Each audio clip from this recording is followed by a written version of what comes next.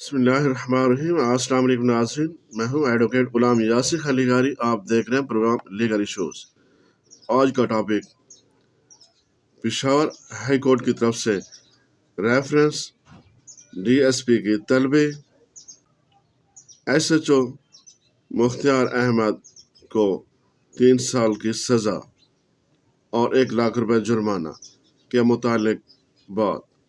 جب additional session جج ڈیرہ اسماعیل خان جناب محمد الیاس صاحب نے توہین عدالت کے کیس میں ایس ایچ او مختار احمد کو 3 سال کے لیے جیل بھیج دیا اور ساتھ 1 لاکھ روپے جرمانہ کی سزا بھی سنائی، جناب Muhammad Adnan D S P city Dera Ismail Khan نے توہین آمیز غیر اخلاقی پوسٹ فیس بک میں شیئر کی۔